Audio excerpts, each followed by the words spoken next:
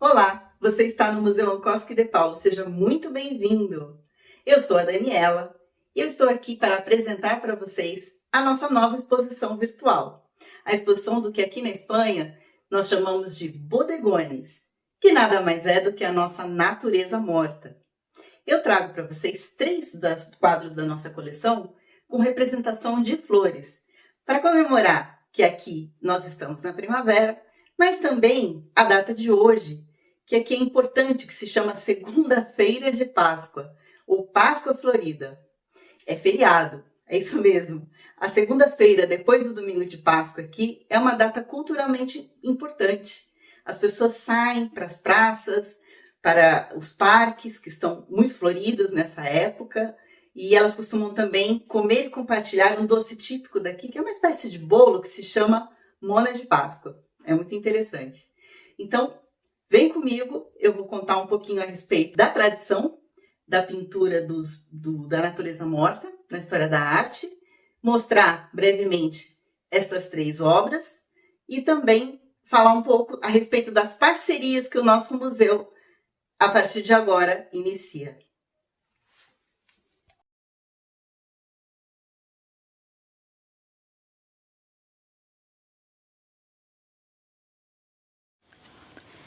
Bem, então vamos lá.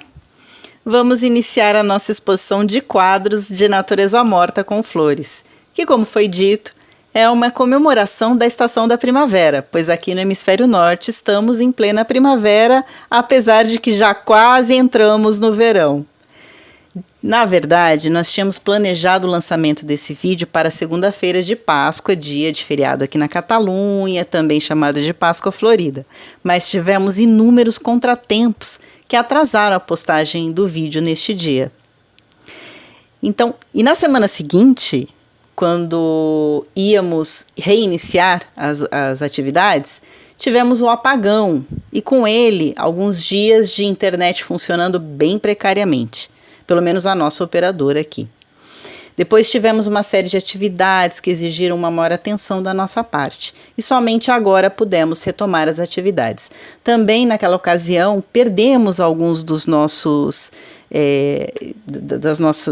vídeos, dos nossos arquivos. Só que ainda bem, conseguimos recuperar quase tudo. Tivemos problemas também com os programas que utilizamos, enfim. Mas agora vamos começar falando um pouco a respeito da noção de natureza morta. O termo do francês nature morte, também conhecido como still life em inglês, ou bodegon em espanhol. Ele é um gênero artístico que representa objetos inanimados, como frutas, flores, utensílios domésticos, instrumentos musicais, livros e animais. Animais, no caso, caçados, né? Também mortos. Ao longo da história, esse tema foi explorado não apenas como exercício de técnica pictórica, mas também como meio de reflexão sobre a fugacidade da vida, sobre a abundância material e a beleza do cotidiano.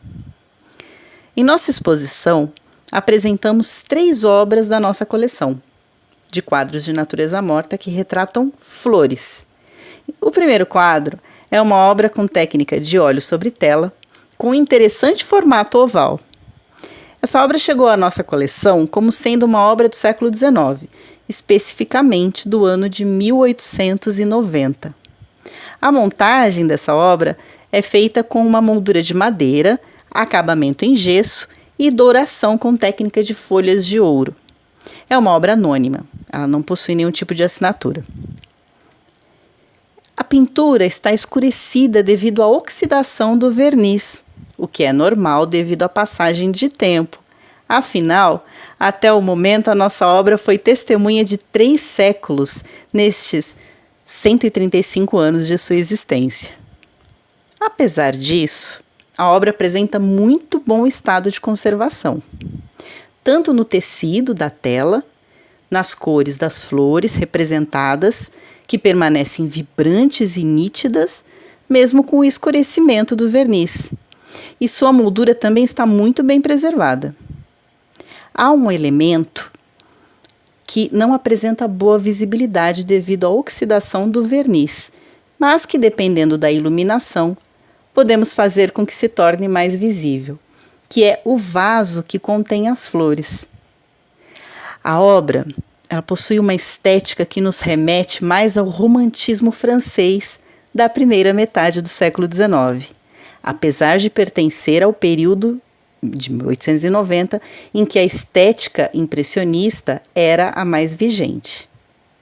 Podemos observar o uso de uma paleta de cores vivas e contrastantes, o jogo de luz e sombras utilizados para criar profundidade de forma dramática e até um pouco melancólica no contraste entre o fundo escuro e as cores vivas das flores, unidos às pinceladas expressivas, mas sem a busca pela perfeição.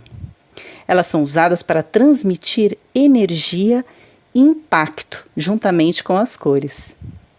Os tons quentes e profundos criam uma sensação de opulência e emoção que se casam perfeitamente com o formato e moldura sofisticados da obra.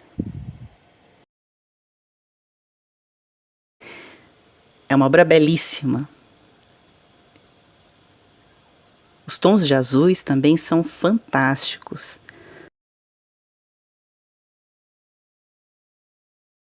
As duas próximas obras que vamos analisar, elas chegaram à nossa coleção em um lote e sem nenhuma informação a respeito. Mas tudo indica que são obras mais recentes, provavelmente realizadas a partir da segunda metade do século XX. Seguimos com a segunda obra, que é um quadro de natureza morta, de cores vibrantes e alegres, que podemos interpretar como sendo uma estética onde o autor teve a intenção de que tivesse elementos impressionistas. Também é uma obra anônima, não tem assinatura. As cores nessa obra são vibrantes, brilhantes e algumas vezes parecem antinaturais, para expressar emoção ao invés de realismo. Apesar desses elementos, estamos diante de uma obra que não está dentro do contexto cronológico da estética do impressionismo ou do neoimpressionismo. E como não temos nenhuma informação a respeito do autor da obra, não há como saber com precisão o que o artista intencionava em termos de estética. O que podemos observar, além das questões estéticas aqui sugeridas, é que o quadro transmite uma luminosidade e cores que nos remetem diretamente ao período da primavera, que é o período que estamos aqui na Catalunha, com a alegria das cores e uma iluminação que nos transporta aos dias ensolarados e floridos dos parques e praças daqui. Bem, a terceira obra também retrata um vaso com flores, mas dessa vez as cores das flores são mais uniformes. São todas vermelhas.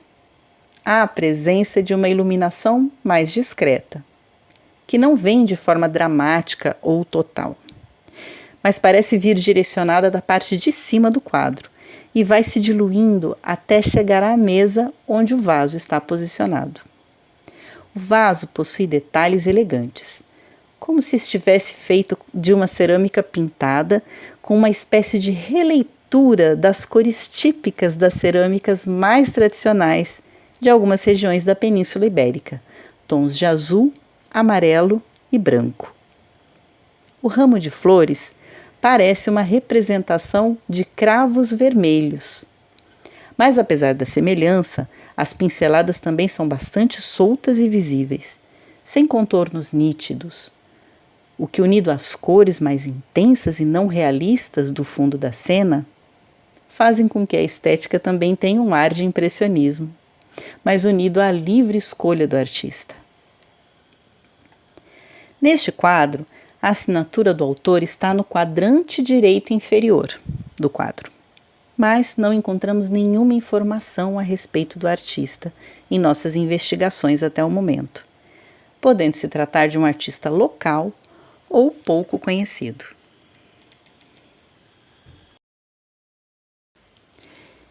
Embora composições com objetos inanimados existam desde a antiguidade, sim, porque nos afrescos romanos encontrados nas casas do sítio arqueológico de Pompeia, na Itália, a natureza morta ela já existia, ela já era retratada. Mas o gênero consolidou-se como independente a partir do século XVI, principalmente nos Países Baixos e na Itália. Artistas flamengos e holandeses como Peter Claes e William Claes Eda elevaram o tema a um nível de virtuosismo, retratando mesas postas com detalhes minuciosos em jogos de luz e textura. Aqui na Espanha, Diego Velázquez e Francisco de Zurbarán trouxeram uma abordagem mais sóbria, muitas vezes com tons dramáticos e simbolismo religioso. Já no Barroco, as vanitas, naturezas mortas que incluíam caveiras, velas apagadas e relógios, lembravam a inevitabilidade da morte e a vaidade dos prazeres terrenos. Agora vamos para algumas curiosidades sobre natureza morta. O nome engana? Bem, em francês, nature morte, natureza morta, sugere ausência de vida, mas em inglês o termo still life, vida quieta, é mais poético. Já em espanhol, bodegón vem de bodega, que significa adega, e remete a cenas de cozinha. Simbolismo oculto. Muitos quadros de natureza morta do século XVII, principalmente, eram enigmas visuais. Eles retratavam alguns objetos em estados específicos que tinham significados. Como, por exemplo, frutas apodrecendo. Sim, isso mesmo. Alguns quadros chegavam a retratar frutas apodrecendo. E isso significava a passagem do tempo. Uma outra representação eram os limões descascados, que significavam beleza efêmera. Essas representações eram raras e muito caras na Europa. Outra representação é a de insetos sobre flores, que significa decadência disfarçada de beleza. O inseto seria decadência disfarçado de beleza que está sobre a flor. Taças de vinho viradas. Era um alerta contra os excessos, principalmente, daqueles que gostavam de beberem demasiado. A primeira natureza morta pura. Acredita-se que Caravaggio tenha pintado a primeira natureza morta autônoma, sem figuras humanas, da arte ocidental, em sua obra Cesta com Frutas, de 1599. No século XVIII, artistas como Jean-Baptiste Siméon Chardin revitalizaram o gênero na França, conferindo-lhe um ar de serenidade e harmonia doméstica. No século XIX, os impressionistas como Edouard Manet e Paul Cézanne desafiaram as convenções ao tratar a natureza morta com pinceladas soltas e perspectivas inovadoras. Cézanne, em especial, foi fundamental para a transição ao cubismo, decompondo objetos em formas geométricas. Já no século XX e na contemporaneidade, no modernismo, por exemplo, a natureza morta tornou-se campo de experimentação. Pablo Picasso e Georges Braque a fragmentaram no cubismo, enquanto Salvador Dalí a inseriu no surrealismo, criando composições oníricas. Artistas como Giorgio Morandi dedicaram-se a representações seriadas de objetos simples, explorando tons sutis e repetições. Hoje, a natureza morta permanece relevante, seja na fotografia, still life, publicitário, na arte digital ou em releituras conceituais, como as obras de Andrei Fleck, que são hiperrealismo, ou as instalações contemporâneas que questionam o consumo e o desperdício, com a questão do meio ambiente. Mais do que um exercício de técnica, a natureza morta é um espelho da cultura e das preocupações de cada época. Da vanitas barroca à crítica consumista atual, que propõe para a arte soluções para a questão do meio ambiente. O seu legado mostra que mesmo os objetos mais mundanos podem carregar profundas narrativas simbólicas e estéticas. O que vocês acham da questão da retratação desses objetos do que chamamos de natureza morta? Gostaram? Continuem acompanhando os nossos vídeos e os nossos trabalhos. Obrigada a todos e sigam acompanhando as nossas redes sociais.